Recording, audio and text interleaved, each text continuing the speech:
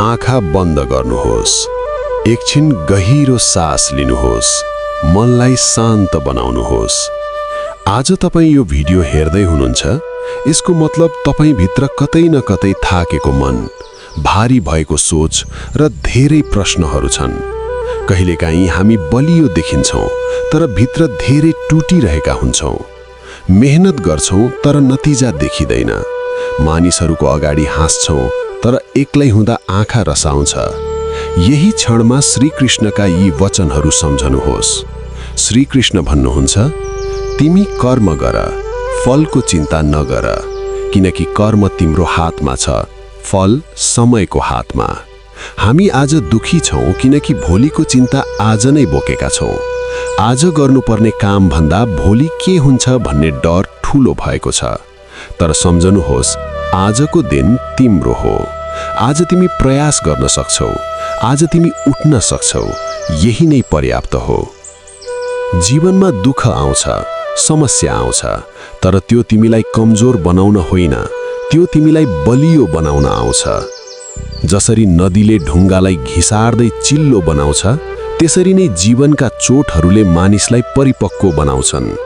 यदि आज तिमी रोइरहेका छौ भने त्यो कमजोरी होइन, त्यो तिम्रो साहसको सुरुवात हो। डर सबैलाई लाग्छ, सफल मानिसलाई पनि। फरक यति हो, उनीहरू डर हुँदा हुँदै पनि अगाडि बढ्छन्।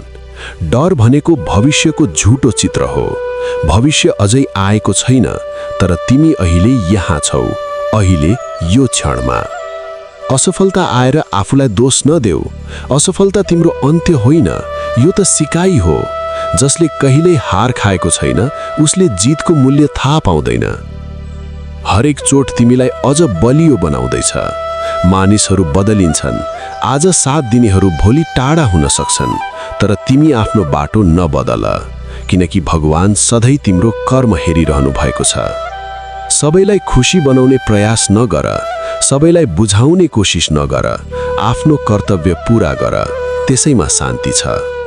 कहिलेकाहीँ तिमीले सोचेको भन्दा ढिलो परिणाम आउँछ, तर ढिलो आउनु नआउनु होइन, समयले सबैको उत्तर दिन्छ। धैर्य राख, तिम्रो समय पनि आउनेछ। सबैभन्दा ठूलो युद्ध बाहिर होइन, मनभित्र हुन्छ। मनले भन्छ छोडिदे, मनले भन्छ त सक्दैनस्, तर तिमी मन होइनौ, तिमी मनलाई हेर्ने चेतना हौ। मनको कुरा सुन्ने तर निर्णय गर्ने तिमी हौ। जब तिमी थाक्छौ, एकछिन रोक, तर हार नमान। भगवान टाढा छैनन्। जब तिमी आँसु पुछेर फेरि उठ्छौ, त्यही क्षण श्रीकृष्ण तिम्रो साथमा हुनुहुन्छ।